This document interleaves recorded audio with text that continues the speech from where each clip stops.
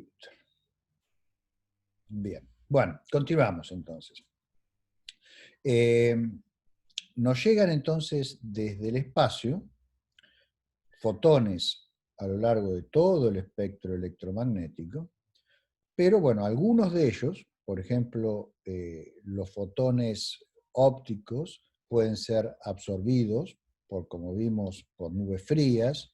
Los rayos X también pueden ser absorbidos por el medio interestelar, y los rayos gamma son absorbidos por los fotones del fondo cósmico de radiación, que es universal y llena todo el universo, si tienen energías muy altas. Este es un gráfico donde se les muestra la zona que es opaca a la propagación de los fotones por los fondos universales de radiación que llenan todo el universo. Tenemos el fondo cósmico de radiación, producido, que ya lo mencioné, en la época de recombinación, pero tenemos otros fondos, como por ejemplo el fondo infrarrojo, producido por las contribuciones de todas las galaxias donde hay formación estelar que produce mucha radiación infrarroja.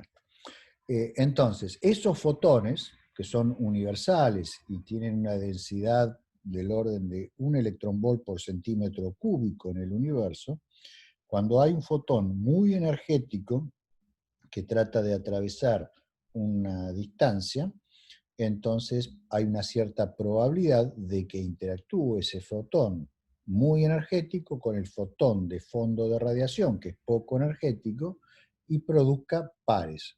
Cuando eso pasa, el fotón de altas energías desaparece y entonces decimos que es absorbido. Entonces fíjense que a energías por arriba de 10 a la 14, 10 a la 15, no es posible observar objetos que estén muy distantes, ¿sí?, distancias cosmológicas, porque los fotones que producen esos objetos necesariamente son absorbidos por el fondo cósmico de radiación y otros fondos de radiación como el fondo infrarrojo de radiación.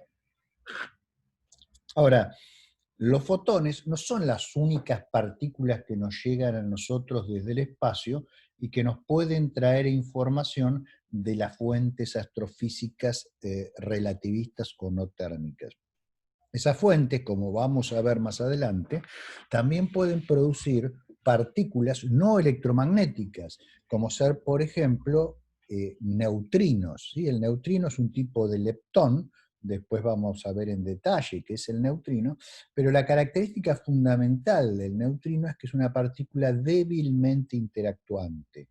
Esto es, se acopla muy tenuemente con la materia y entonces puede atravesar básicamente todo el universo sin ser perturbado. Por supuesto, esto también hace que sea muy difícil de detectar el neutrino, porque atraviesa nuestros detectores también. Pero bueno, como vamos a ver cuando veamos los instrumentos que usamos para tratar de obtener información observacional en astrofísica relativista, vamos a ver que hemos logrado desarrollar técnicas para la detección de neutrinos cósmicos y de hecho hoy por hoy podemos decir que existe una astronomía de neutrinos. También llegan los rayos cósmicos desde el espacio. Los rayos cósmicos son partículas cargadas que llegan desde distancias cósmicas. No está claro cuáles son las fuentes de estas partículas. Vamos a ver cuáles son las principales hipótesis, por supuesto. Vamos a estudiar el problema en detalle, pero esas partículas también traen información de su fuente. El problema es que al ser partículas cargadas son afectadas por los campos magnéticos que hay en la galaxia. De hecho, los campos magnéticos que hay en la Tierra, los campos magnéticos que hay en el sistema solar, los campos magnéticos que hay en la galaxia y los campos magnéticos que hay en el medio intergaláctico, o sea, entre el medio entre las galaxias. Eso hace que las trayectorias de estas partículas sean, digamos, muy complicadas y cuando llegan a la Tierra no apuntan en la dirección de la fuente que las produjo, ¿sí? Entonces eso hace que la astronomía basada en rayos cósmicos, digamos, aún sea esencialmente un proyecto y no una realidad. ¿Por qué? Porque para que podamos decir que tenemos astronomía de rayos cósmicos, necesitamos fuentes muy poderosas que produzcan rayos cósmicos con suficiente energía de tal manera que no sean deflectados significativamente por los campos magnéticos y sigan apuntando aproximadamente en la dirección de las fuentes que lo produjeron. Obviamente esas fuentes van a tener que ser muy cercanas para que estos efectos no modifiquen la dirección de propagación. Ya lo vamos a ver con más atención. Lo que me importa ahora destacar es que en astrofísica relativista no nos restringimos solamente a fotones, sino que también estudiamos otro tipo de partículas que llegan desde el espacio, como ser neutrinos, rayos cósmicos y ondas gravitacionales. Como ustedes saben, a partir del año 2015 ha comenzado una nueva etapa en la astrofísica y la astronomía de altas energías con la detección de ondas gravitacionales. Las ondas gravitacionales esencialmente pueden atravesar todo el universo sin ser afectadas significativamente. Entonces, si las podemos detectar, podemos obtener información extremadamente valiosa de fenómenos astrofísicos extraordinariamente violentos, porque para producir una onda gravitacional ustedes tienen que mover grandes masas a enormes velocidades, velocidades cercanas a la de la luz, y eso obviamente solo puede suceder en entornos absolutamente catastróficos, entornos como la fusión de agujeros negros o como la colisión de estrellas de neutrones, etc. Entonces, actualmente hay detectores de ondas gravitacionales, que después vamos a describir con un poquito más de detalle, que nos permiten no solo reconstruir la energía de la onda que nos llega, sino también la dirección de llegada y últimamente, debido a la identificación de contrapartidas en el óptico, hemos podido inferir exactamente de qué galaxia y de qué sistema se han producido esas ondas gravitacionales, lo cual nos permite avanzar mucho en nuestra comprensión de una variedad de fenómenos realmente extraordinarios.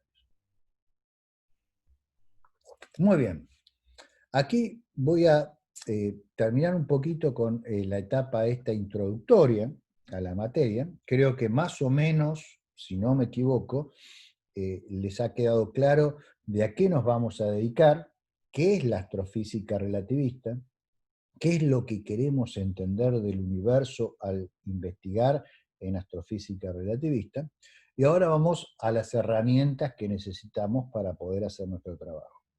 La primera va a ser entender la teoría especial de la relatividad de Einstein. ¿Por qué? Porque al tratar con partículas relativistas, bueno, tenemos que saber de lo que estamos hablando y tenemos que saber describir un sistema relativista. Lo que voy a hacer es presentarles la teoría especial de la relatividad, no en la forma que la formuló Einstein en 1905, sino en la forma un poco más avanzada y sofisticada, que creo además es mucho más iluminante, como el propio Einstein después reconoció a la hora de desarrollar su teoría general de la relatividad a partir de 1907 y hasta 1915, que es la forma que le dio este caballero que ustedes están viendo aquí en pantalla, que es Hermann Minkowski. Hermann Minkowski fue uno de los más grandes matemáticos de fines del siglo XIX y principios del siglo XX. Él nació en Rusia, lo que hoy es Ucrania, ¿sí? Sus padres emigraron a Prusia debido a los pogroms que había contra los judíos en esa época, fines del siglo XIX, y se radicaron en la ciudad de Königsberg. ¿Sí? La ciudad de Königsberg es famosa en la historia de la matemática y la historia de la ciencia, porque es la ciudad donde, por ejemplo, Euler desarrolló los primeros conceptos de topología, es la ciudad donde se educó el gran David Hilbert, que probablemente fue el más grande matemático que ha existido desde Euclides, y también es la ciudad famosa por haber sido la ciudad de Kant. Kant famosamente hizo toda su obra y pasó toda su vida en Königsberg. Jamás salió, se dice, más allá de 100 kilómetros de Königsberg. Una ciudad con una larga tradición cultural con énfasis en las ciencias exactas. Y allí se formó Minkowski, siendo compañero de Hilbert, lo cual generó entre estos dos hombres una gran amistad que duraría hasta la muerte de Minkowski. Bien, Minkowski fue profesor de matemáticas en la Escuela Politécnica de Zúrich, cuando Albert Einstein, en 1900 aproximadamente, era estudiante. Allí en esa escuela estaba tratando de obtener su grado de doctor en la Escuela Politécnica de Zúrich. Curiosamente, el recuerdo de, de Minkowski, de Einstein como alumno, no era bueno, lo consideraba un alumno demasiado disperso. Einstein él mismo siempre reconoció que digamos, no tenía un gran gusto por las matemáticas, en cambio Minkowski, con su formación de matemático formalista, era extremadamente riguroso en cuanto a las deducciones matemáticas. Para Einstein, las matemáticas siempre fueron un lenguaje necesario, pero que le costó llegar a manejar con solvencia para poder formular sus teorías. Y si podía hacer las cosas en forma intuitiva o con la menor matemática posible, así lo hacía. Y una prueba de eso es su artículo de 1905, La electrodinámica de los cuerpos en movimiento. Por esa misma época, cuando aparece ese artículo, en Göttingen, de la ciudad, el centro mundial de la matemática a principios del siglo XX, que a donde había sido contratado Minkowski por influjo de su amigo David Hilbert, que era el director del departamento de matemáticas de la Universidad de Göttingen. Ahí deciden hacer un seminario para poder entender la nueva teoría de la relatividad y discutir algunos de sus aspectos. Una de las cosas que impresionó a Minkowski de la obra de su antiguo alumno era la pobreza matemática de cómo estaba expresada la teoría. Y se propuso darle un nuevo formato geométrico a la teoría, y cuando lo fue haciendo, se fue dando cuenta que ese formalismo que él introducía le estaba revelando nuevos aspectos sobre el mundo, cosa que más tarde Einstein mismo terminaría reconociendo, y no solo eso, sino utilizando para desarrollar una teoría mucho más ambiciosa, que fue la teoría general de la relatividad. Entonces lo que yo voy a hacer a continuación es introducirle los elementos básicos de la teoría de la relatividad especial en una formulación propia de Minkowski, que es la formulación del espacio-tiempo. O sea, voy a introducirla como una teoría en un espacio de 4 dimensiones, de la cual las ecuaciones que vimos de Einstein van a aparecer en forma natural de algunos supuestos extremadamente básicos sobre la ontología del mundo, o sea, sobre cómo está el mundo constituido. ¿Sí? Esta forma no se la llegó a dar totalmente Minkowski, porque infelizmente Minkowski falleció joven, falleció en 1909. Él desarrolló esto que les voy a contar entre 1907 y 1908. Lo presentó al público académico en la conferencia que se celebró en la ciudad de Köln, en Colonia, en Alemania, ¿sí? Sobre el Rin. la Conferencia General de Científicos y Médicos Alemanes, que se celebró el 21 de septiembre de 1908. ¿Sí?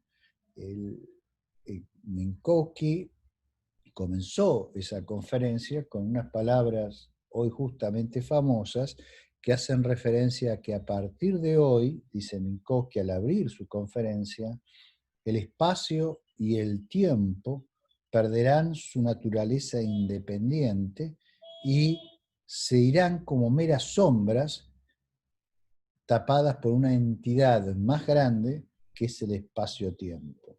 Y dedicó el resto de su conferencia a introducir el concepto de espacio-tiempo y a mostrar cómo de ese concepto se podía derivar la teoría de Einstein.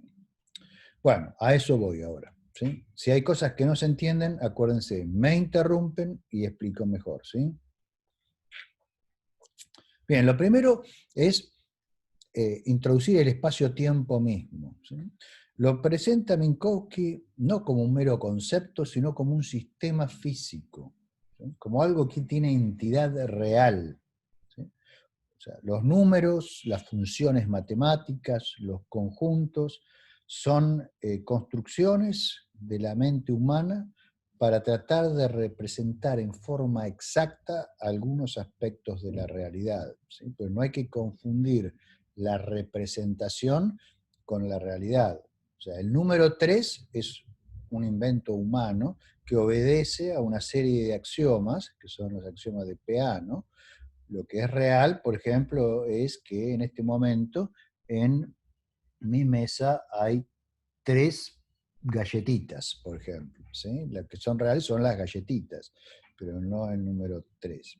Bueno, de la misma manera, Minkowski introduce el espacio-tiempo no como un concepto matemático, sino como un sistema físico, una de cuyas propiedades es que incluye a todos los eventos. O sea, ¿qué es un evento? Un evento es un suceso, un acaecer, una ocurrencia, ¿sí? Un cambio. Por ejemplo, la caída de un rayo es un evento. ¿Sí? Que yo me rasque la nariz es un evento.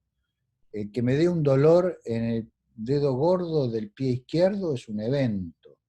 La caída de Constantinopla es un evento. ¿Sí? La explosión de la bomba nuclear sobre Nagasaki 75 años atrás es un evento. Una explosión de supernova es un evento. La renuncia de Richard Nixon a la presidencia de Estados Unidos es un evento o una serie de eventos. ¿Sí?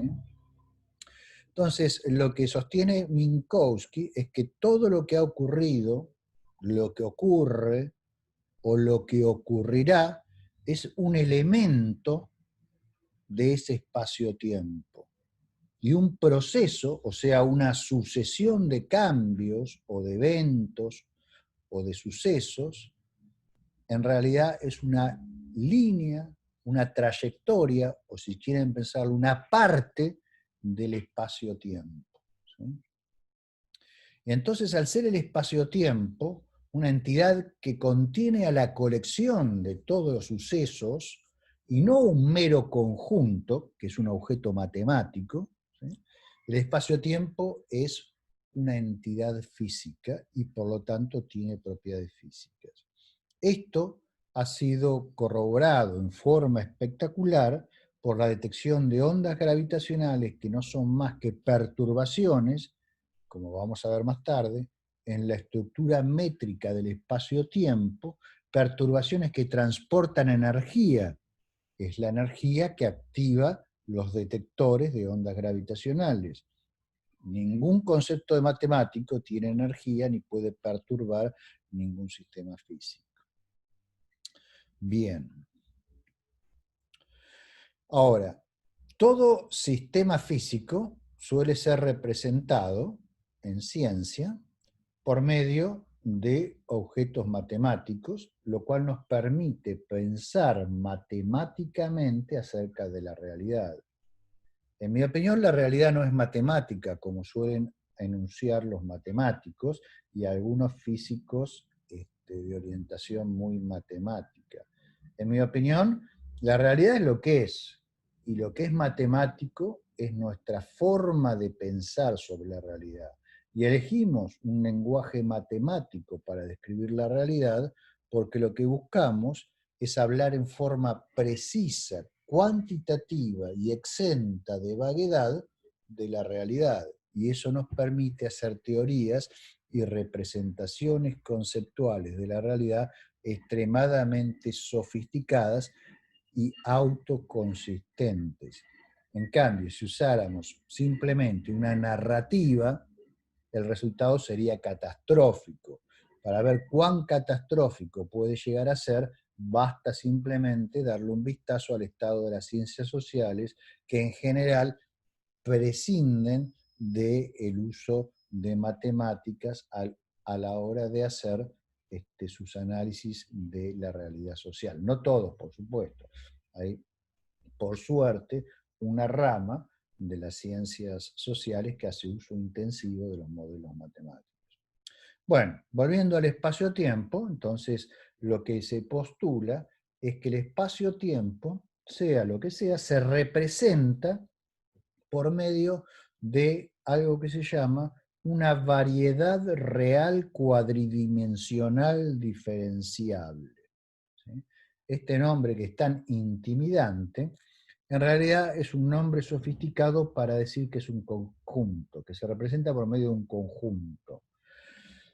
Usualmente en ciencia las cosas se representan por conjuntos, ¿sí? Por ejemplo, un gas se representa por un conjunto de partículas, ¿sí? Un plasma también por un conjunto de partículas y campos, etc. En cambio, las propiedades de las cosas, por ejemplo la temperatura o la velocidad, se representan por funciones, ¿sí? Por ejemplo, la temperatura por una función escalar, la velocidad por una función vectorial y así, digamos, por otras funciones, otras propiedades. Y las leyes que son las restricciones que se imponen por la naturaleza a las variaciones en las propiedades de los existentes, se representan por ecuaciones diferenciales en nuestras teorías. ¿Por qué? Porque dijimos que las propiedades se representan por funciones. Entonces la forma de restringir una propiedad, una función, perdón, es por medio de una ecuación. Y como las relaciones son locales, las ecuaciones habrán ser diferenciales, ¿sí? En el caso de que haya interacciones no locales, las ecuaciones habrán de ser íntegro-diferenciales. Bien, volviendo a nuestro espacio-tiempo, dijimos que se representa por una variedad real, cuadridimensional y diferenciable. ¿Qué significa eso? Bien, primero la variedad real es un conjunto, ¿sí? Un conjunto no importa de qué, pueden ser sucesos, pueden ser eventos, pueden ser cosas que no conocemos bien, pero la característica de ese conjunto es que puede ser cubierto completamente por subconjuntos. Y cada uno de esos subconjuntos puede ser puesto en correspondencia uno a uno con subconjuntos del espacio vectorial real cuadridimensional. O sea, el conjunto de todas las cuadrupletas de números reales.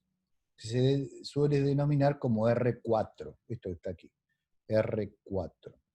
Entonces, gráficamente, si esta es la variedad, la estoy representando como un conjunto, de cuya topología no estoy diciendo nada, puede tener agujeros o no, ¿sí? Pero la característica que tiene es que este conjunto puede ser completamente cubierto por subconjuntos, que acá les estoy llamando U, UI, UJ y otros U que cubran todo, y cada uno de estos subconjuntos se puede poner en correspondencia por medio de una cierta función con un subconjunto de R4, porque es cuadridimensional la variedad. Si fuera n-dimensional, sería Rn. En principio, yo puedo definir variedades de dimensiones arbitrarias, cualquier número de dimensiones. Vamos a usar 4 dimensiones porque aparentemente el espacio-tiempo tiene 4 dimensiones, aunque les aclaro que hay teorías de espacios-tiempos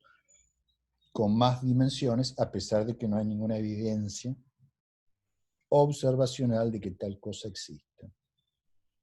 Y la variedad tiene otra característica, que es que si estos dos subconjuntos que están cubriendo a la variedad tienen una intersección que no es nula, entonces esta intersección se va a mapear tanto a este subconjunto de R4 como a este subconjunto de R4. Y entonces la estructura de variedad lo que me asegura es que hay una correspondencia entre los elementos de estos dos subconjuntos, o sea que siempre voy a poder transformar estos elementos en estos elementos por medio de una aplicación adecuada. Con esto ven por qué estamos utilizando esta estructura matemática para representar la variedad del espacio-tiempo. Ustedes recordarán que les dije que la realidad no puede depender de nuestra forma de describirla y que si tenemos distintas descripciones, esas descripciones tienen que ser intercambiables, tienen que ser transformables las unas en las otras y obtener siempre el mismo resultado y las mismas predicciones para el mundo real. En general, cuando nosotros hacemos una descripción, lo que hacemos es transformar a un cierto sistema físico en una descripción que va a contener números reales, que son los que podemos medir y para los cuales podemos hacer predicción. Entonces, lo que esto nos está diciendo es que si yo hago una cierta asignación de coordenadas para representar lo que está pasando acá en un J, por medio de números reales en R4, y puedo hacer otra distinta a otro sistema, pero hay una superposición de eventos que están acá, que los estoy describiendo de esta manera y de esta manera, siempre va a haber una forma de transformar el uno en la otra. En otras palabras, la realidad está acá, está siendo representada acá, y estas son nuestras descripciones concretas, o bien nuestros modelos de esa realidad, y siempre, por definición, van a ser, digamos, convertibles unos en otros. Estamos asegurándonos de esta manera que se cumple el principio de relatividad, o sea que todas las descripciones en todos los distintos sistemas de referencia siempre van a tener que ser en el fondo equivalentes. Ahora, para aquellos de ustedes que son más preciosistas desde el punto de vista matemático, esto que les acabo de enunciar con palabras y por medio de un gráfico, se los traduzco en notación más formal. O sea, decimos que M es una variedad real de n dimensiones diferenciable si y solo si se cumplen estas cinco condiciones. Primero, que M sea un conjunto. ¿Sí? Segundo, que existe otro conjunto que está formado por subconjuntos de M. Fíjense que esos subconjuntos de M les estoy llamando O sub alfa, donde para cada valor de alfa tengo un subconjunto distinto de M. ¿Sí? Luego, para todo punto de la variedad, o para todo elemento de la variedad P, llamémosle, va a existir uno de estos subconjuntos O alfa, tal que P va a ser un elemento de O alfa. En otras palabras, los subconjuntos van a cubrir completamente la variedad. No va a haber elemento de la variedad que no pertenezca a alguno de esos subconjuntos, ¿sí? Aunque muchos de ellos pueden pertenecer a más de uno. Luego tenemos este axioma clave, que para todo alfa, donde alfa es el subíndice que indicaba al subconjunto, va a existir una aplicación de alfa, de O alfa, perdón, en U alfa, donde ese U alfa ahora es un subconjunto abierto de Rn, el espacio real n-dimensional. ¿Sí? Esto nos asegura que siempre va a haber una forma, a través de esta función, de pasar de la variedad a Rn, o sea, de asignar n pletas de números reales a la descripción del elemento P de la variedad. Y el último axioma dice lo siguiente: si hay dos subconjuntos sobre la variedad, llamémosle O1 y O2, tales que su intersección no sea el conjunto vacío, entonces va a haber una función que la formo por la composición de estas phi alfa, en este caso phi1 y phi2, tal que existirá una correspondencia 1 a 1 entre los puntos de U1 con los puntos de U2. O sea, voy a poder transformar mis representaciones reales de los elementos de la variedad. Entonces, aquí queda claro por qué se elige la estructura matemática de variabilidad, de variedad para definir, para caracterizar, para representar al espacio-tiempo. ¿Sí? O sea, independientemente de la estructura topológica y de los detalles geométricos, siempre voy a poder hacer asignaciones de números reales para poder hacer cálculos que permitan llevar a predicciones. Y siempre voy a tener reglas de transformación que van a hacer que esos cálculos coincidan a la hora de describir fenómenos objetivos que ocurren en el mundo. Y la variedad se dice diferenciable porque todas estas funciones phi que aparecieron son funciones diferenciables. ¿Sí? Es un concepto abstracto, pero creo que mirando este gráfico que les presenté, digamos, se pueden dar claramente cuenta de qué es lo que estamos haciendo, ¿sí? Y por qué lo estamos haciendo. ¿Se entiende?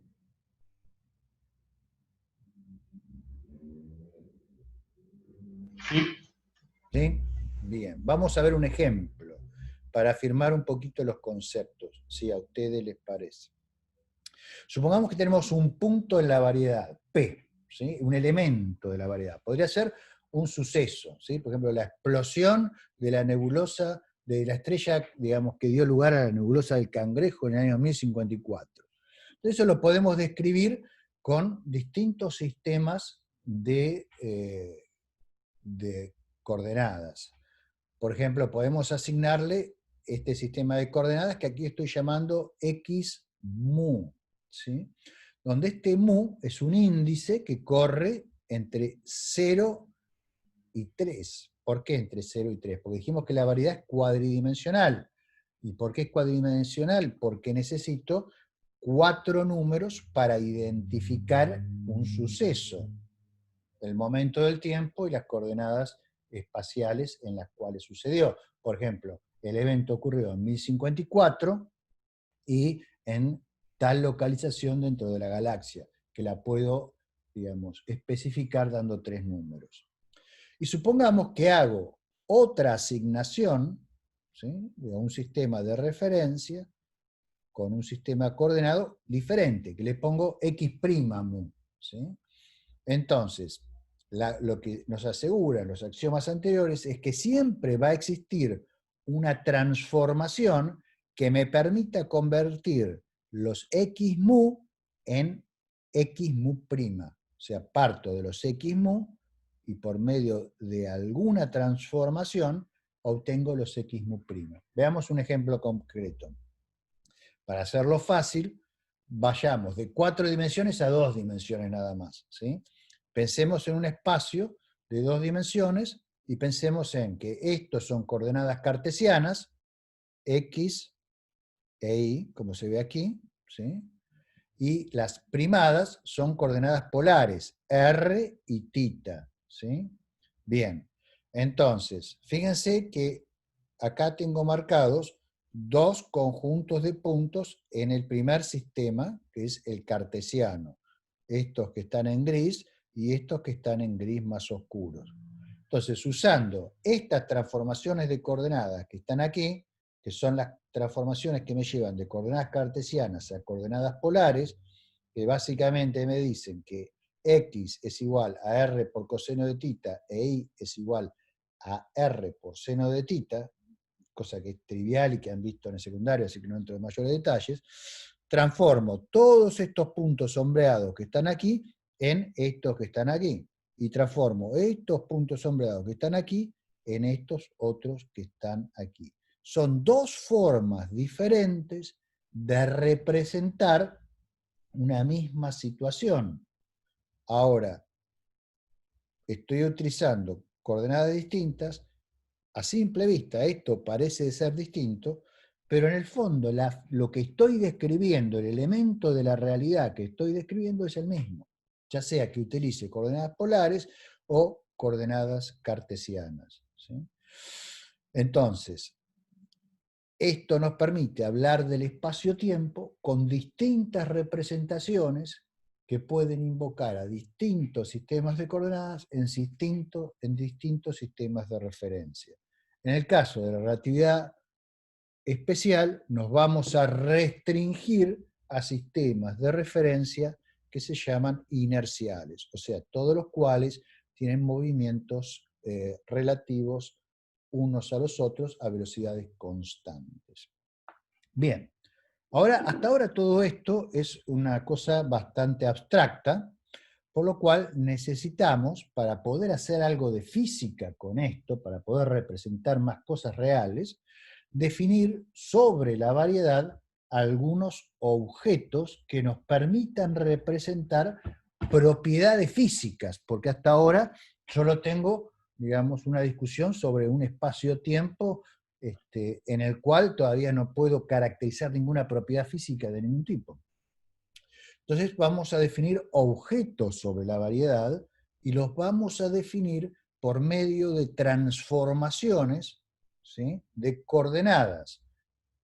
Entonces, un objeto lo definiremos de acuerdo a cómo se comporta bajo una transformación de coordenadas, por ejemplo, de un sistema, ya que estamos usando esta notación, x mu, a un sistema x' mu. Objetos matemáticos estoy hablando. Objetos matemáticos que después voy a utilizar para representar propiedades de objetos físicos en el espacio-tiempo, ¿sí? Bien, el objeto más sencillo que puedo definir se llama un escalar. ¿Qué es un escalar? Es una función de las coordenadas que cuando hago el cambio de coordenadas, su valor no cambia. Entonces, por ejemplo, si el escalar es, la función escalar es phi, lo aplico a x mu, bueno, el resultado es que en el otro sistema, el primado, cuando aplico phi' a x mu', obtengo exactamente el mismo valor. Eso es un escalar, queda definido por esa propiedad. Ejemplo de un escalar, carga eléctrica. Ejemplo de un escalar, la temperatura, y así. Fíjense que el valor del escalar no cambia, pero la forma funcional de phi puede cambiar, ¿sí? Bien. Otro tipo de objeto más complicado que puedo introducir es un vector, ¿sí? El vector también lo voy a caracterizar como, de acuerdo a su comportamiento frente a cambios de sistema de coordenadas. Y puedo definir dos tipos de vectores diferentes. Aquellos que cambian de acuerdo a cómo cambian las derivadas de las coordenadas y aquellos que cambian de acuerdo a cómo cambian los gradientes de las coordenadas. Veamos. En el primer caso, el vector en el sistema primado se obtiene del vector en el sistema no primado, ¿sí?, multiplicando por la derivada de las coordenadas primadas respecto de las no primadas. Fíjense que aquí estoy sumando, ¿sí?, entre, esto acá tendría que ser desde 0 a 3, porque estaba usando antes la convención de 0 a 3, pero bueno, acá la cambié entre 1 y 4, pero en el fondo es lo mismo, porque aquí vamos, el 1 representa la primera de las coordenadas de la cuadrupleta.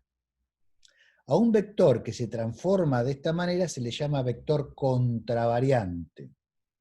Y un ejemplo de vector contravariante es, digamos, el vector que une dos posiciones arbitrariamente próximas, ¿sí? Entonces, fíjense, por ejemplo, acá estoy utilizando una notación que se llama notación de Einstein, porque la introdujo Einstein, que es omitir esa sumatoria que vimos antes cuando hay índices repetidos. Fíjense que aquí hay un índice nu y aquí hay un índice nu. Entonces, cuando hay dos índices que son iguales, se sobreentiende que uno está sumando sobre los productos de estos índices. O sea que esto en realidad, escrito así, es una forma abreviada de una suma de 4 términos, ¿sí? A0 por la derivada de x mu respecto de x0, más A1 por la derivada de x mu respecto de x1, más así sucesivamente hasta el último, ¿sí? ¿Se entiende? Y fíjense que es la forma en la cual se transforma la distancia entre dos puntos de x' mu se transforma de esta manera. Fíjense que esto se simplifica con esto y me queda una identidad.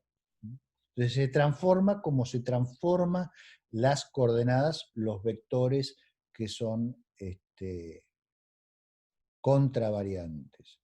Y el otro tipo de vector es el vector llamado covariante, que es el que se transforma de esta manera, ¿sí?, con la inversa de esto, que en el fondo es una matriz, esto, ¿no es cierto? Fíjense que tiene dos índices, que es esencialmente cómo se transforman los campos. Fíjense que un campo, los gradientes, ¿no? Un gradiente de un campo escalar se transforma exactamente de esta misma manera.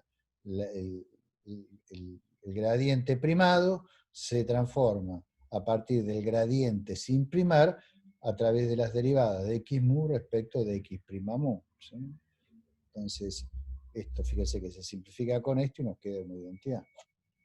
Bien, estos objetos se llaman vectores o también tensores de rango 1.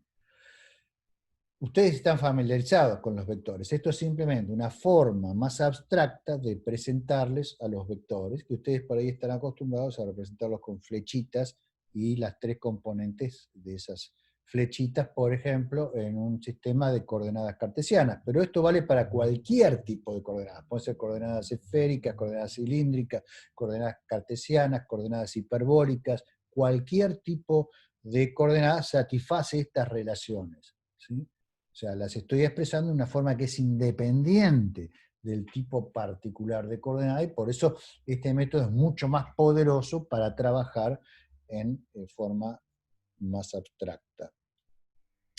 Bien, estamos ya a las 6. Debería seguir introduciendo otros objetos sobre la variedad, en particular los tensores, pero creo que es prudente detenernos aquí y continuar la próxima clase, así les doy a ustedes tiempo de hacer algunas preguntas que les hayan quedado, ¿sí? Así que bueno, dejamos aquí y los oigo a los que tengan preguntas, y si no hay preguntas, levantamos. A ver, voy a ver si les puedo ver la cara. A ver, voy a minimizar esto.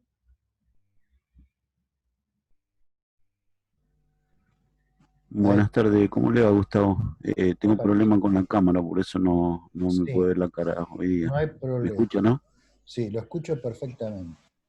Lo Lo que que yo quería hacer ¿Quién es es usted? Yo para ir ubicando. Marcos, Marcos. Tierra del Fuego, sí, lo estoy haciendo de oyente, ¿no? Al Sí. curso, pero es Adelante, muy adelante, interesante. Marcos. Lo que le quería pedir, si me podría dar un ejemplo simple de un vector contravariante y un covariante para tratar de cerrar el concepto, ¿no? Porque no me queda bien claro. El del gradiente sí, pero el otro no me quedó muy claro. Bueno, la distancia entre dos puntos es un vector Sí. contravariante, ¿sí? O sea, usted Ujú. ponga un punto, ponga otro punto y une esos dos puntos por un vector, ¿sí? Eso se va a Sí. transformar como un vector contravariante. Mientras que, por ejemplo, en el caso del gradiente, bueno, el gradiente se transforma en la forma inversa, o sea, como un vector covariante. Son los dos Bien, ejemplos más sencillos que se pueden dar. bien, bien. Muchas gracias, Gustavo. De nada. ¿Alguna otra pregunta o alguna cosa que quieran que amplíe? ¿No? Yo, doctor, Sí, ¿quién? José María, también soy oyente. ¿Me podría hacer el favor de regresar a la anterior diapositiva, por favor? A ver, ¿esta o esta? Creo que sí. Esta es la Esa. definición de variedad. La otra era un ejemplo concreto. Ok. A ver, ¿me podría enseñar el ejemplo concreto, por favor?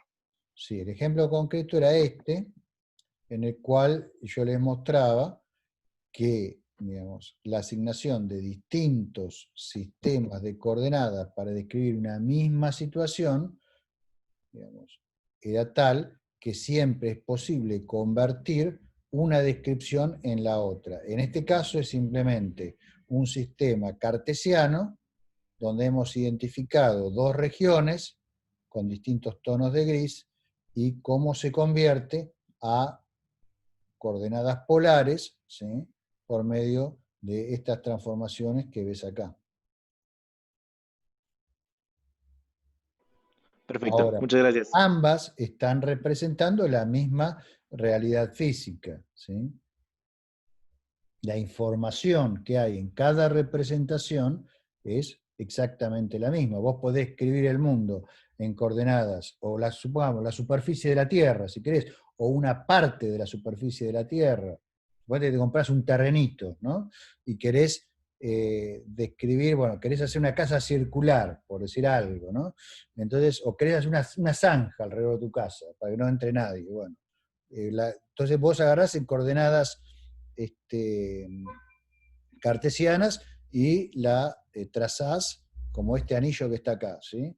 Pero después te puede convenir, por ciertos cálculos que vos querés hacer, transformar esto en coordenadas polares, ¿sí? Donde estos círculos ahora son estas líneas que aparecen acá, ¿sí?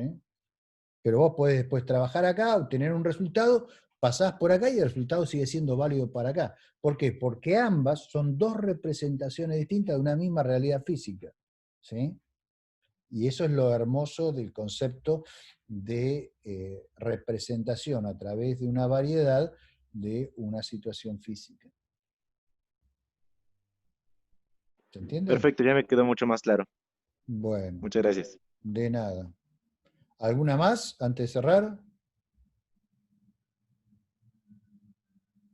Probablemente en la práctica les hagan hacer ejemplos con vectores covariantes, contravariantes, como para que ganen experiencia. La clase que viene ya introducimos tensores y lo que voy a hacer, que es lo más importante de todo, es voy a introducir un orden en la variedad, porque hasta ahora todos estos elementos de la variedad están todos desordenados y nosotros no sabemos cómo es la relación entre ellos. Entonces voy a introducir un orden en la variedad que se va a llamar orden métrico, que nos va a enseñar cómo medir distancias en la variedad de 4 dimensiones. Y después van a ver que a partir de esa estructura métrica voy a deducir toda la teoría especial de la relatividad. ¿Sí? A eso vamos en la próxima clase. ¿Les parece?